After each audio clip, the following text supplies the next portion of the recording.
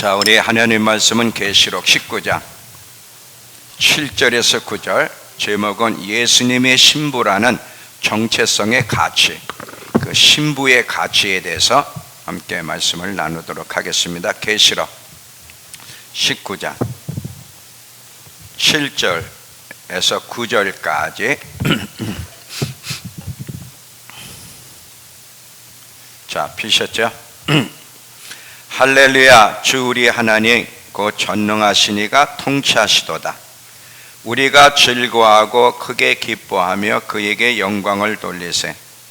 어린 양의 혼인계약이 이르렀고 그 아내가 자신을 준비하였으므로 그에게 빛나고 깨끗한 세마포옷을 입도록 허락하셨으니 이 세마포옷은 성도들의 옳은 행실이로다 하더라. 천사가 내게 말하기를 기록하라. 어린 양 혼인잔치에 청함을 받은 자들은 복이 있도다 하고, 또 내게 말하되 이것은 하나님의 참되신 말씀이라 하기로.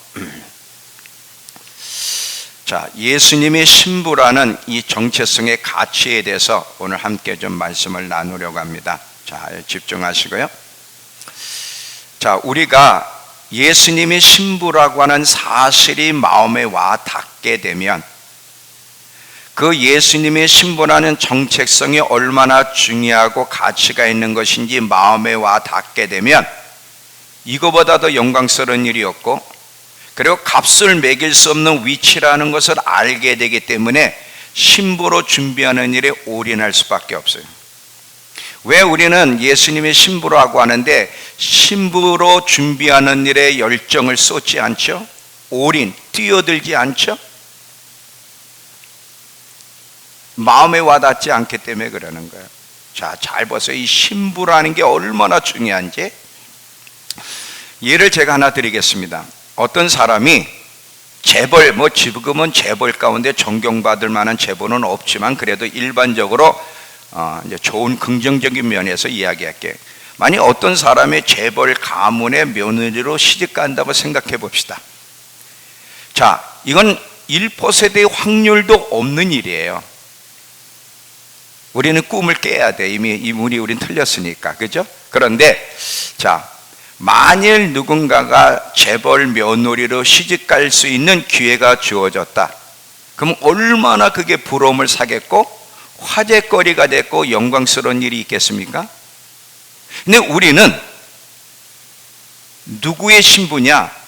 하나님의 신부, 예수님의 신부로 우리가 부름받았다고 하는 것이 얼마나 영광스럽고 상상할 수 없는 수준인지, 이것이 우리가 이해가 돼야 되는데 이해가 안 되다 보니까 흥분도 없고 감격도 없고 올인하지도 않습니다. 왜? 그 값을 모르기 때문에 그래요. 만약에 이 사실이 정말 마음에 와 닿는다면 미칠 수밖에 없어요. 여러분, 예수님을 만난 사람들, 신부로 부름받았다고 하는 사실이 얼마나 영광스러운지를 안 믿음의 사람들 보세요. 미치지 않은 사람들이 있는가? 다 미쳤어요. 근데 왜 우리는 올인을 못하죠? 이게 얼마나 귀한지 마음에 와닿지도 않고 믿어지지 않기 때문에 그렇습니다. 그냥 우리는 어느 선에서만 말씀을 자꾸 듣느냐 하면, 자, 예수를 믿으면 하나님의 자녀된 권세를 받고 신부가 되었습니다. 이걸로만 끝이에요. 근데 사실 그 이상의 이야기를 날마다 해줘야 돼. 사람은요, 매일매일 듣는 것이 굉장히 중요해요. 매일매일 듣다 보면 그게 세뇌가 돼 그런 줄 아는 거예요. 거짓말도요, 매일매일 들으면 그게 진짜인 줄 알아. 지금 우리나라 언론이 매일매일 거짓말을 하는데 그걸 진짜로 받아들이잖아요. 들으니까. 진실이 하나도 없는데. 그러니까 사람은요, 어떤 소리를 듣든지 보든지 매일 듣고 보면 진리가 아닌데 진리인 것처럼 착각하게 되는 것이 사람의 구조예요. 그 사실은요, 진리의 소리, 옳은 것을 매일매일 전달해 줘야 되는데 이걸 전달하지 않고 그냥 예수 믿으면 하나님의 자녀된 권세, 그리고는 예수 믿으면 어떻게 복받는지 이런 얘기만 주로 하지 신부의 정체성의 가치에 대해서는 잘 이야기를 안 하는 것이 문제예요. 자, 보세요. 제가 늘 얘기하고 계속 반복하지만 우리는 결혼을 약속한, 이제 결혼하기로 약속된 약혼자라는 거예요. 아직 신부가 아니에요. 이미 결혼하기로 약속된 신부기 때문에 이제 신부가 되어 혼인잔치에 참여하려면 잘 준비해야 돼. 준비하지 않으면 어리석은 다섯 처녀처럼 신부에서 탈락될 수 있다는 거예요. 에스더서에 보면 그 왕의 신부로 많은 각도에서 처녀들이 부름받지만 선택된 자는 한 사람이에요. 우리가 신부로 부르심은 받았지만 아직 택함 받은 것까지는 아니에요. 택함 받으려면 준비의 과정, 잘 준비하는 과정이 있어야 되고 그 가치에 대해서 교회가 계속 강조하고 가르쳐야 되는데 안 가르쳐 준다는 거예요. 사실은요, 교회의 역할은요, 제가 이제 다시 나중에 교회의 역할에 대해서 따로 한번 설교할 거지만 교회의 역할 중에 큰 역할이 하나 있다면 신부의 가치에 대해서 가르쳐주고 준비하는 것이 얼마나 중요한지를 이야기해 주는 것이 하나님이 원하는 교회의 모습이에요. 예수 믿으면 복 받습니다 이런 얘기 말고, 예수 믿으면 잘 됩니다 이런 소리 말고, 이런 진실된 얘기를 안 해주다 보니까 많은 성도들이 신부로 준비하는 일이 얼마나 중요한지를 모르고 실제로는 신부로 준비하지 않고 있어요. 여러분, 교회 다닌다고 신부로 준비되는 게 아니에요. 교회 다니고도 탈락될 수 있어요. 그게 성경에 굉장히 많잖아요. 그러니까 정말 신부로 부름받았음에도 불구하고 실제 삶은 택함받을 수 없는 삶을 살아가고 있는데도 모르고 그냥 살아가고 있어. 왜 그래요? 가르쳐주지 않기 때문에.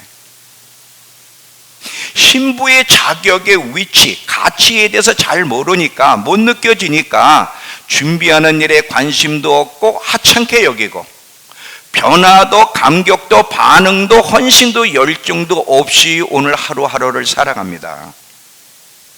자, 사도 바울이라는 사람 한 예를 드릴게요. 여러분, 사도 바울이 다메섹에서 예수님을 만났어요. 다메섹에서 예수님을 만날 때 예수님만 만난 게 아니에요. 자기가 그 예수님의 신부로 부름받았다고 하는 그 신부의 가치를 깨달았어요. 그리고 하늘나라에서도 계급적인 구조가 있는데 하늘나라에 주어질 그 영광의 아름다움과 영화로움과 가치를 깨달았어요. 그 깨달은 사도 바울이 평생 어떻게 살았어요? 예수를 위해서, 하나님 나라를 위해서 모든 걸 해로 여기며 살았다고 간증해요. 어떻게 그렇게 살 수 있죠? 이 사도 바울은 하나님께서 말씀해 주셨는데 신부의 위치 그리고 하늘나라에서 주어질 영광이 얼마나 가치 있는지를 그가 깨닫고 알았기 때문에 그렇게 살 수 있는 거예요. 그게 마음에 와 닿았기 때문에.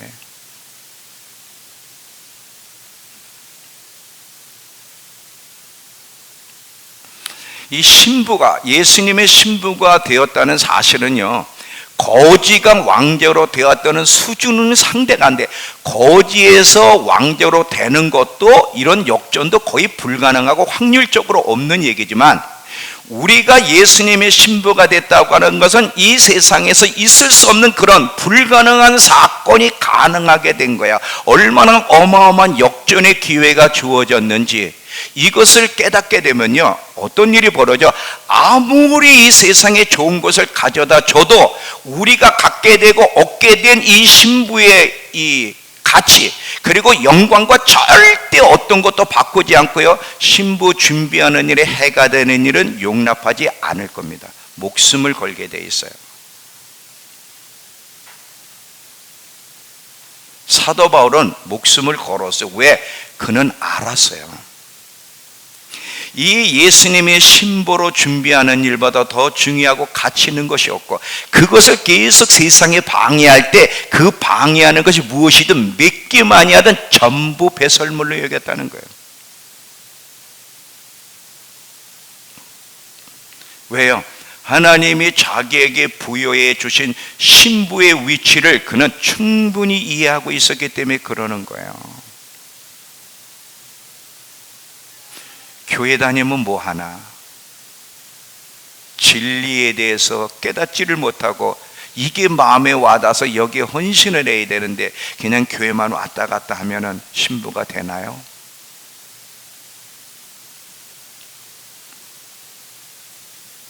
아직도 많은 그리스도인들을 보면 이 세상의 것이 너무 좋아.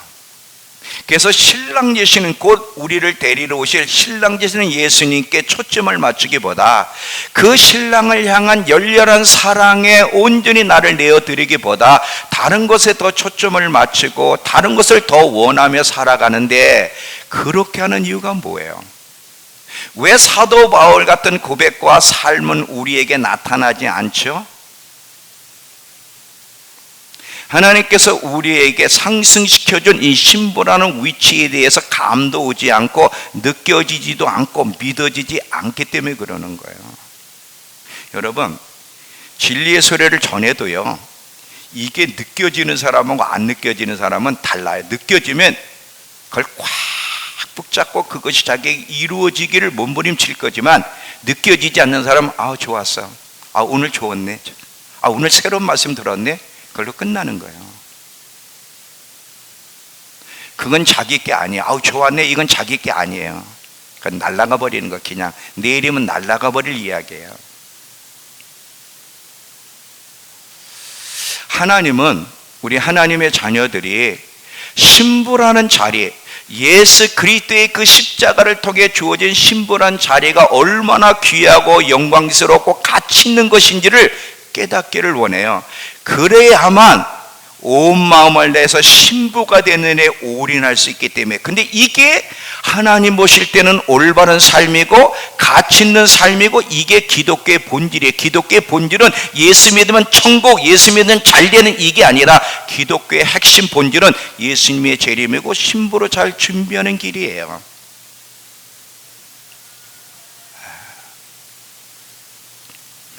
이 땅에서 가장 가치 있는 삶, 그리고 하나님을 때 올바른 삶은 사도 바울처럼 이 신부로 준비하는 일, 하나님이 주실 영광의 자리를 얻기까지 자기를 온전히 드리고 헌신한, 이게 옳은 거예요.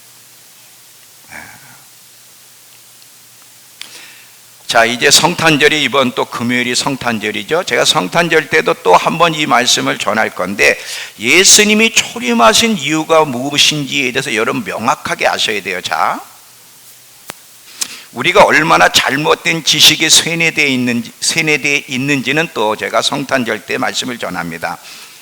예수님의 초림, 그의 공생의 동안에 전해진 말씀, 그리고 예수님의 재림을 보면, 자, 예수님의 초림은 신부를 찾기 위해서 왔어요. 찾기 위해서. 신부를 찾기 위해서 왔어요. 왜냐하면 예수님이 안 오시면 신부가 될 수가 없잖아.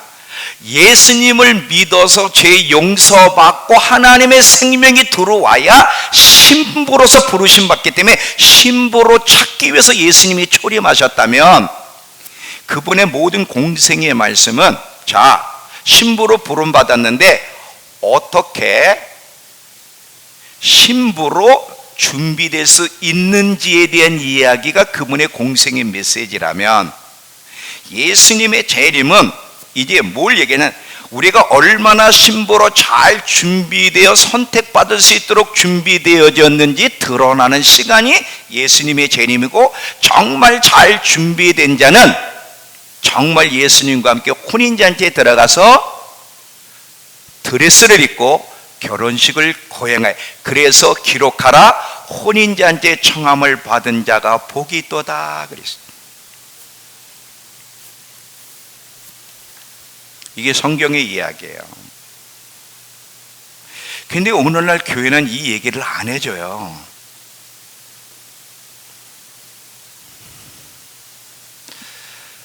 하나님이 원하시는 진정한 교회의 모습은 신부로 단장시켜 주는 것이 하나님이 원하는 교회의 모습인데, 오늘날 교회는요, 많은 사람들의 만족을 주는 곳으로 생각을 해. 많은 사람이 교회를 만족해 주는, 복받게 해주는 곳, 또 지친 사람들이 위로받는 곳으로 생각하는데, 잘 봐요. 지친 사람이 오면 위로도 받죠. 치유도 받아요. 또 하나님의 그 마음도 전달을 받지만 그것이 핵심이 아니에요. 여기에 인간 중심의 메시지를 전하면 이게 인본주의가 되는 거예요. 필요하지만 이게 중심이 아니라 그 수준을 넘어서 교회는 어떤 메시지가 중심이 되냐면 신보로 단장하는 것이 얼마나 중요한지, 예수님의 재림과 신보로 준비하는 것이 메시지 중심이 돼야 되고, 교회는 이런 성도를 만드는 곳이 돼야 되는 거예요.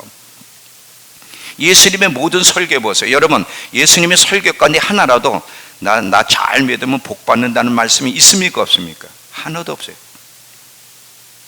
나 잘 믿으면 돈 많이 벌 거다, 한마디도 없어요. 그건 사람이 만들어낸 소리예요. 오히려 예수님은 뭐라 그래요? 부자 청년에게 너 재물 다 줘야. 절대 예수님은 타협하지 않아요. 너 올인하지 않으면 너 나 못 따라와. 올인해야 돼. 예수님이 좋아, 네가 믿음이 없고 처음 시작이니까 반만 내, 그런 말을 안 했어요. 올인해야 돼. 제자들을 부르실 때 나를 그냥 따르라. 그때 제자들이 어떻게 했어요? 다 자기 삶을 내려놓고 올인했어요. 그럼 우리 직장도 다니지 말고 사업도 하지 말라는 얘기냐? 그게 아니에요. 중요한 것은 올인해야 돼. 내년 표가 올인하자는 거예요. 내년 2021년도 표가. 더 이상 머뭇먹거리지 말고 하나님 안으로 뛰어들어라. 이게 표예요. 예수님의 모든 메시지를 보면요, 다 천국에 대한 얘기예요. 천국의 소망을 갖게 하고 예수님의 재림을 어떻게 준비해야 되는지를 팔복을 통해서 다양한 메시지로 전했고요. 바울이나 제자들도 계속 메시지 전한 핵심이 뭐냐? 예수님의 재림과 심판 때와 신부로 준비하는 일의 모든 메시지의 키가, 핵심이 거기 있었다는 거예요. 자, 고린도후서 11장 2절. 고린도후서 11장 2절.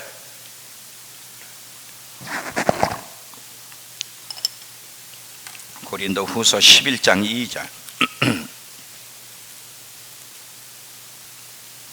자, 여러분은 그냥 가지고 계신 우리 성경으로 보시고요. 저는 메시지로 좀 읽을게요. 좀 내용이 더 잘 이해가 되니까. 자, 그냥 잘 따라오시면 됩니다. 고린도후서 11장 2절.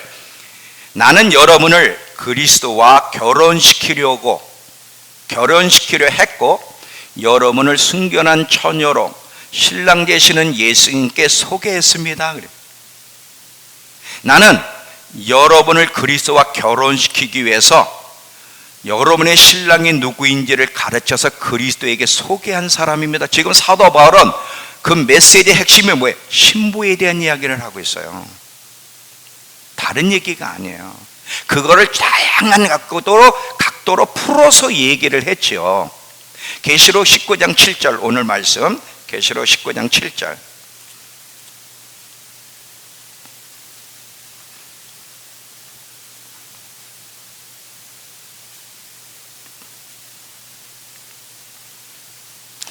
할렐루야. 주 우리 하나님 곧 전능하신 이가 통치하시도다. 우리가 즐거워하고 크게 기뻐하며 그에게 영광을 돌리세. 어린 양 혼인계약이 이르렀어요. 이제 그 아내가 자신을 준비했으므로 그에게 빛나고 깨끗한 세마포옷을 입도록 허락하셨으니 이 세마포옷은 성도들의 옳은 행실이로다 하더라. 자, 이 신약의 메시지의 핵심은 요한계시록에 있는데, 이 요한계시록 마지막 때 있을 이야기를 기록한 거예요. 자, 1장, 요한계시록 1장 1절부터 3절.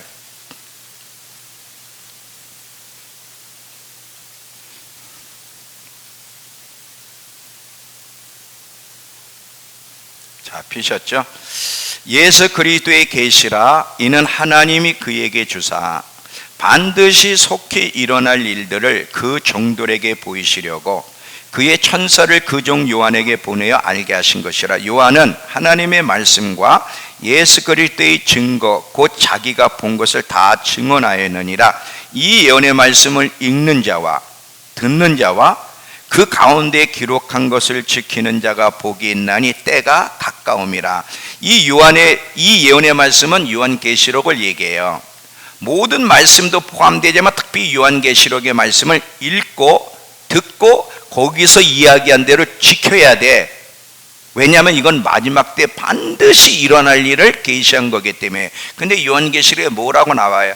너희가 즐거워하고 기뻐하고 하나님께 영광을 돌리라. 왜? 어린 양의 혼인잔치 기약이 이르렀고 어린 양의 혼인 기약이 이르렀다는 거야. 왜 우리는 기뻐해야 돼요? 돈 많이 벌어서? 이 땅에서 성공했기 때문에? 잘 나가기 때문에? 신랑이 온다 이거예요. 이제 혼인 기약이 이르렀고 그 혼인식에 참여할 신부로 준비되어 있는 자는 주님이 오시는 게 기쁘지만 준비되지 않는 자는 그날이 불행한 날이 될 거라는 거죠.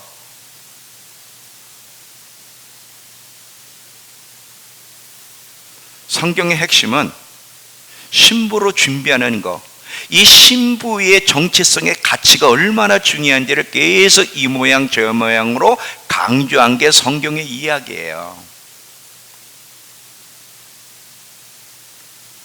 원래 하나님이 인간을 창조할 때, 아담과 하와를 창조할 때 일꾼이 없어서 창조한 게 아니라 사랑을 나누기 위해서. 그래서 인간은 하나님의 형상대로 창조됐잖아요. 모든 다른 피조물과 다르게. 천사에게도 그런 특권을 안 줬어요. 인간은 하나님과 연인관계, 사랑을 나누는 관계를 위해서 하나님이 창조하셨는데 인간이 범죄함으로 말미암아 하나님의 목적을 잃어버리고 하나님을 떠나서 불행해졌어요. 예수님이 오신 것은 이 하나님의 원래 인간을 창조한 목적을 회복시키기 위해서요. 다시 말하면 신부를 찾아서 신부를 준비시키기 위해서 예수님이 오셨고 또 오실 거예요.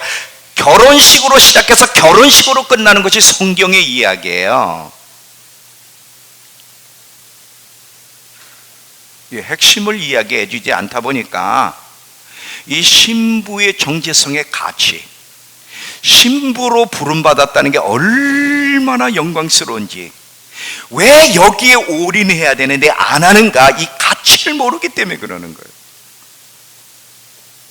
여러분, 그런 일은 없겠지만 여러분이 재벌의 며느리로 선택됐다, 이게 얼마나 영광스러워. 물론 그런 일은 없어요.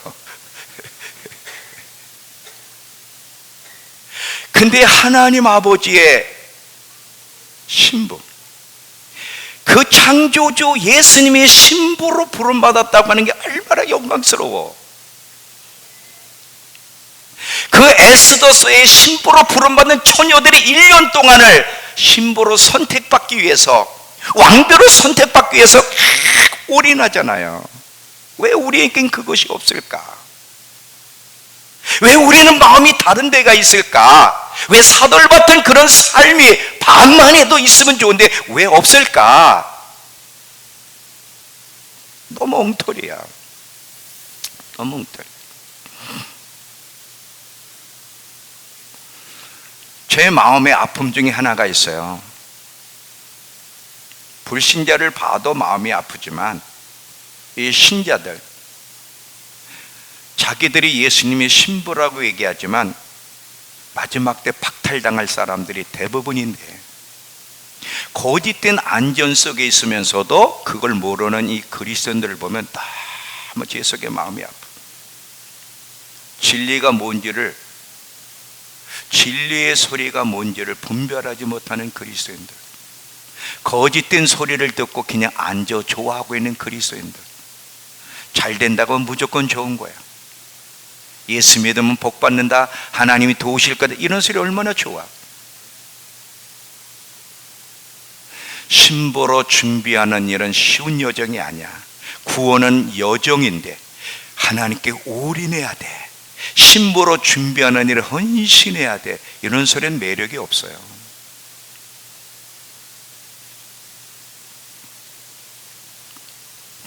이 사복음서에, 특별히 마태복음서에 보면 이런 말이 2번인가 나와요. 아마 더 나올 수도 있는데, 처음 된 자가 나중되고 나중된 자가 처음 된다는 이야기가 있는 거 아시죠? 자, 한번 보겠습니다. 마태복음 19장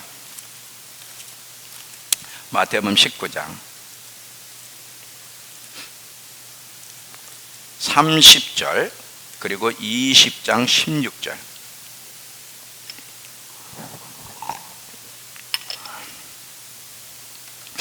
이 마지막 때를 사는 우리가 얼마나 영광스러운 자들인지 여러분들이 좀 이해를 할 필요가 있는데, 마태복음 19장 30절.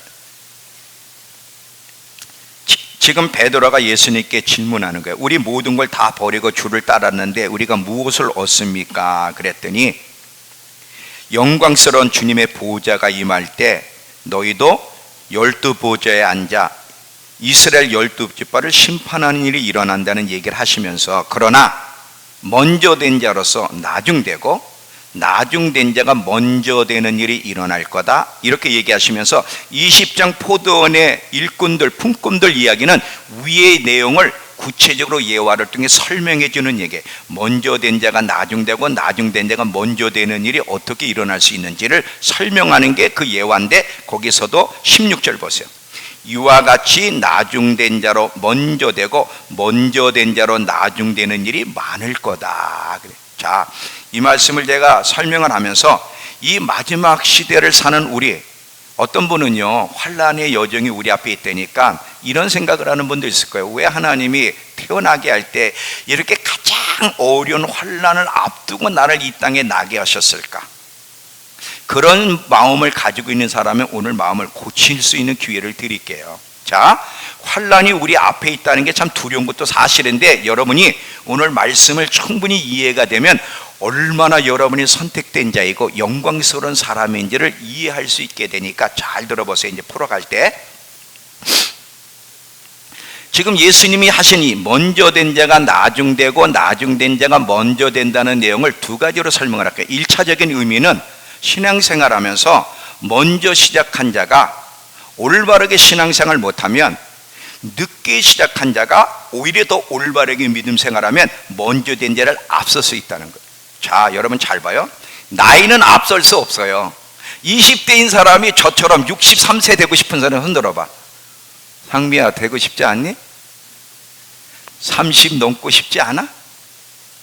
자, 나이가 먼저 되고 싶은 사람 없어요. 절대 그런 마음이 없어.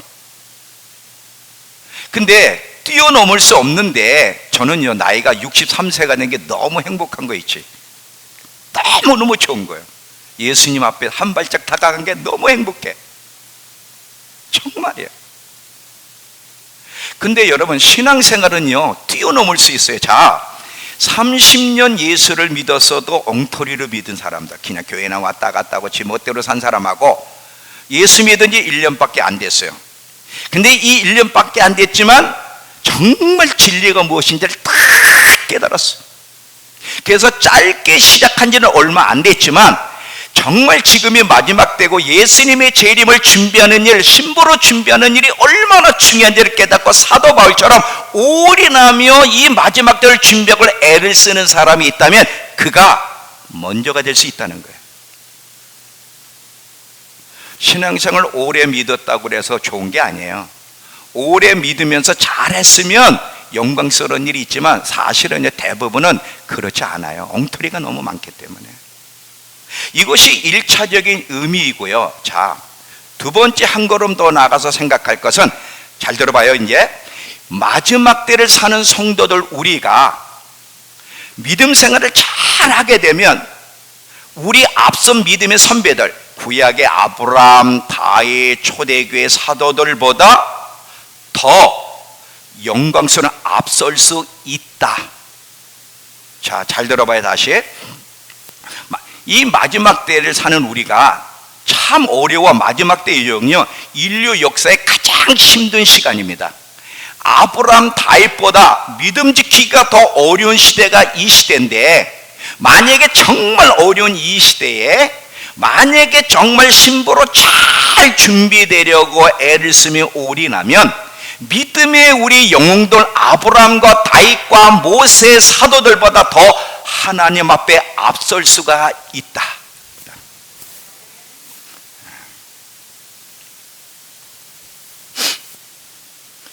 이 역사 속에요, 이 하나님의 마음을 우리가 잘 헤아리게 되면 이 마지막 때 어려운 여정도 있지만 힘들기도 할 거지만 이 마지막 때 태어나게 하시고 부름받은 게 얼마나 영광스러운지를 여러분이 알게 되면 단순히 무서워하지 않고 기뻐하며 감격 속에 준비할 겁니다. 정말이에요. 이걸 알아야 돼요. 여러분 마태복음 11장 11절에 보면 그냥 피지 마세요. 세례자 요한이 이 땅에서는 가장 큰 자라는 거예요. 근데 천국에서는 가장 작은 자도 이 세례 요한보다 크다, 앞서다고 분명히 이야기한 구절을 여러분 알고 계시죠? 자, 지금 마지막 때에 태어났어요. 우리가 예수님의 재림이 눈앞에 있습니다. 그 전에 환란이 눈앞에 있는데 왜 이 마지막 때 내가 태어났지? 왜 하나님의 마지막 때 부르셨지? 오래전 다윗 같은 시대에 나를 부르셨으면 좋았을 텐데, 그러면서 힘들어하고 낙심하는 사람이 있을지 모르지만 지금 이 마지막 때 태어난 것이 가장 영광스러운 선택을 받았다는 거예요. 왜냐하면 이때 제가 얘기했잖아요. 지금 과학과 의학과 문화가 최고로 발달된 이 시대 속에 우리의 생각과 눈과 마음을 온전히 빼앗는, 다윗 때는요, 모세 때, 아브라함 때는 우리의 생각과 마음을 그렇게 온전히 빼앗지 않았어요. 그때도 유혹이 있고 믿음의 싸움을 했어야 되지만 지금은요, 눈을 뜨면 다 죄악이야. 그렇다고 눈을 감고 다닐 수도 없어. 정말 믿음을 지키기가 어려운 시대. 그래서 요한계시록의 7교회 중에 마지막 라오디게아를 보면 뜨겁지도 않고 차지도 않고 미지근한 이 라오디게아 교회, 지금 마지막 때를 대표하는 라오디게아 교회에 너희가 이기는 자가 되면 무슨 상을 준다 그랬죠? 내 보호자에 함께 앉게 해주겠다는 거. 어마어마한 상급을 내렸어요. 만약에 네가 이 마지막 때에 참 어려운, 믿음 지키기가 참 어려운 이때, 생각과 마음을 빼앗고 있는 이때 네가 나에게 집중하고 신부로 잘 준비한다면 신부가 될 뿐 아니라 내 보좌에 함께 앉게 하여 주기를 내가 이기고 아버지의 보좌에 함께 앉은 것 같이 그렇게 해 주리라 그랬어요.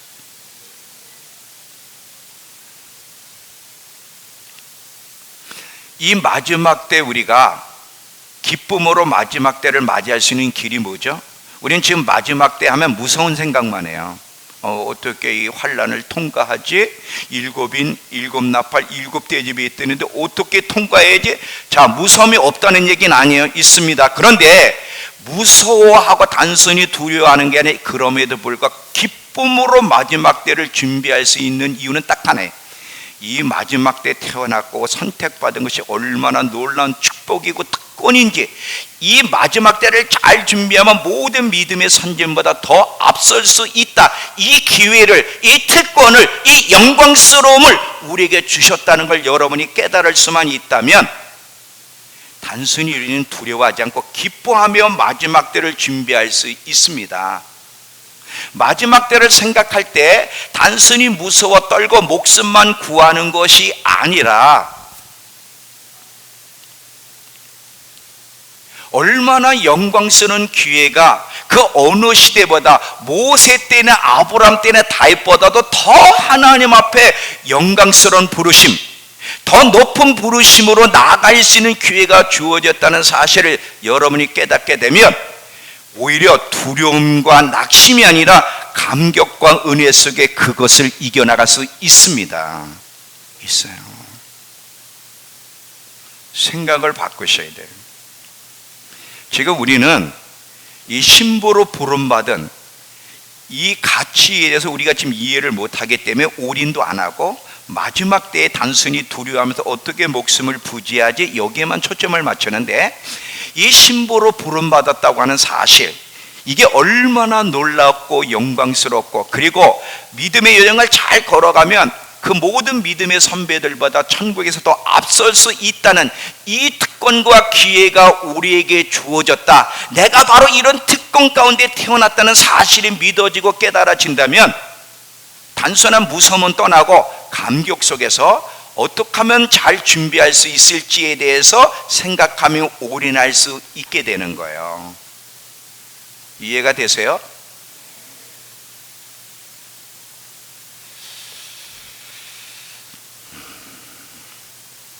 정말 모든 믿음의 선배들이 이 마지막 때를 보고 싶어 했다는 거 아세요? 이 마지막 역사 속에 창세기부터 계시록까지 이 가운데 가장 영광스러운 특권을 받은 사람들이 있다면 이 마지막 때 태어난 저와 여러분이다. 정말이에요. 믿으세요. 참말로 믿으세요. 하나님 말씀을요, 피상적으로 듣지 말고 묵상을 하는 거예요. 잘 보세요. 하나님 말씀이 딱 전해지면 새로운데 이게 아니라 그거를 묵상하면서 여러분의 마음에 와닿고 느낄 수 있도록 만들어 가야 돼요. 묵상하면서. 그러면 여러분의 태도와 생각이 달라지는데 이걸 묵상해내지 않으면 아까 그랬죠? 내일이면 또 날아간다고. 복 있는 사람은 여호와의 율법을 즐거워하여 그 율법을 주야로 묵상하는 자로다. 저는 시냇가에 심은 나무가 시조를 쫓아 과실을 맺으며 잎사귀가 마르지 아니한 같으려니 그 행사가 다 형통하리로다. 악인은 그렇지 않으며 묵상하지 않는 악인들은 그렇지 않으며 바람에 나는 겨와 같도다. 그랬어요. 하나님 말씀을 가슴으로 듣고 꼭 붙잡고, 이거보다 귀한 말씀이 없기는 꼭 붙잡고 내 삶에서 이루어질 수 있도록 만들어가는 사람보다 더 복 있는 사람은 이 세상에 없어요.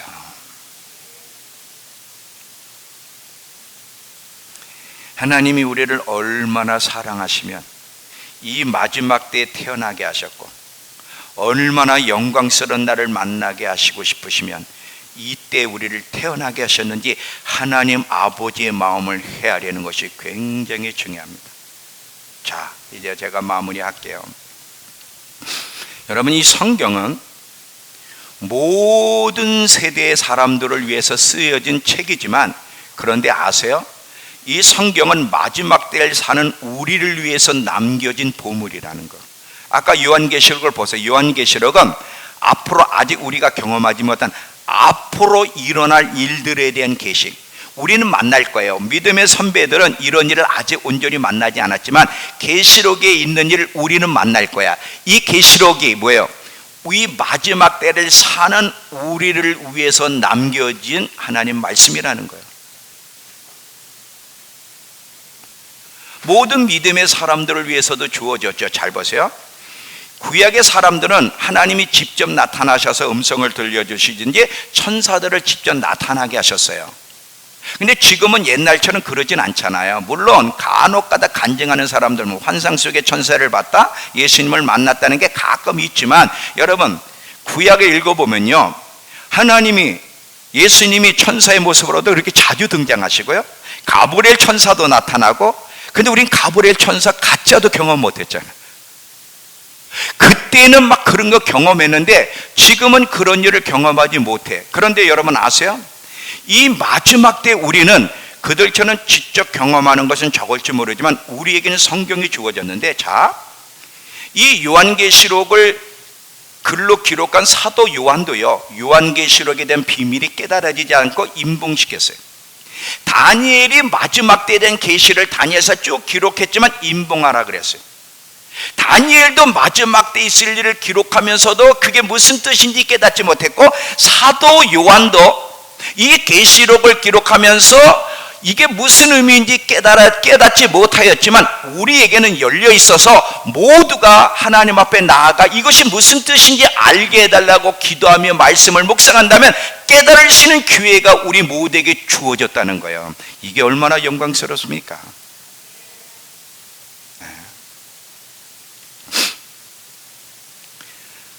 우리가 정말 하나님 앞에 나아가서 이 다니엘서에 있는 이 내용이 무슨 뜻입니까? 요한계시록에 있는 말씀이 무슨 뜻입니까? 라고 하나님께 기도하면 지금은 임봉되지 않아서 열려 있어요. 임봉하지 말라. 자, 계시록 한번 가보세요.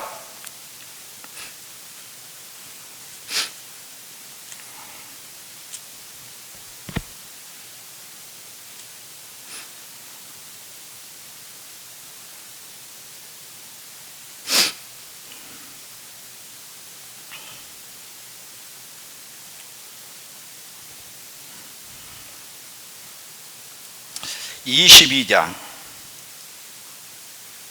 10절 계시록 22장 10절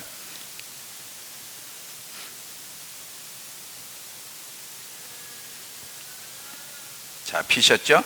또 내게 말하되 이 두루마리 예언의 말씀을 임봉하지 말라. 때가 가까우니라.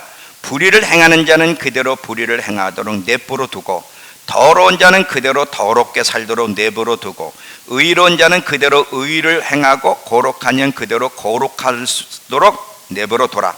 보라, 내가 속히 오리니 내가 줄 상이 내게 있어 각 사람에게 그가 행한 대로 갚아주리라. 다니엘서에서는 임봉하라 그랬어요. 근데 계시록은 임봉하지 말라는 거예요. 이미 때가 가깝기 때문에 하나님 앞에 이 사실이 무엇인지 깨닫기를 몸부림치는 사람에게는 다 이미 계시할 수 있도록 열려 있어요. 마지막 때 우리가 얼마나 영광스러운 시대, 정말 신부로 준비될 수 있는 믿음의 선배들보다 더 앞설 수 있는 영광스러운 시대에 그 기회가 우리에게 주어졌다는 것을 알고 하나님 앞에 올인하기를 원하시는 거예요. 이 주어진 기회를 놓친다면 영원히 후회할 수도 있습니다. 자, 결론이에요. 신부로 부름받은 정체성의 가치. 우린 그냥 나 예수님 신부래, 그리고는 생각 없이 사는 무관심한 이게 아니라 예수님의 신부로 부름받았다는 거, 이게 묵상이 안 되면 그런 일은 없다 그랬죠. 삼성에서 우리 처녀들, 어디 자연이 어디 갔니? 자연이 저 안에 있어. 그러면 자연이 말고 아직 시집갈 사람 누가? 우리 혜란이 예아를 들까? 혜란이에게 삼성에서 며느리로 삼겠다고 연락이 왔어. 그런 일은 없다 그랬어. 그러면 잠을 이룰 수 있어? 그게 사실인데 잠이 안 와. 너무너무 행복해. 그래서 이야기를 안 할 수가 없어. 그리고 삼성 가문에 시집갈 며느리로 지금 선택되는데 어떻게 준비를 안 해? 느껴지니까, 사실이니까 행동이 달라진다 이거지. 근데 예수님의 신부로 부름받았다는 게 사실인데 이게 느껴지지 않으니까 우리가 준비를 안 하는 거예요. 곧 알게 될 거예요. 곧 알게 될 거예요. 그래서 준비한 자는 반석의 집을 지은 사람인데, 그는 영광스러운 날을 만나지만 모래 위에 집을 지은 자, 믿어지지 않고 깨달아지지 않아 여전히 자기 멋대로 사는 사람, 예수님이라는 반석의 집을 짓지 않는 사람은 평생 후회한다는 거예요. 평생 후회한다. 신부로 부름받았다는 정체성의 가치 위에 여러분의 집을 지으면서 마지막 때를 잘 준비할 수 있는 저와 여러분 되길 축원합니다. 기도합시다.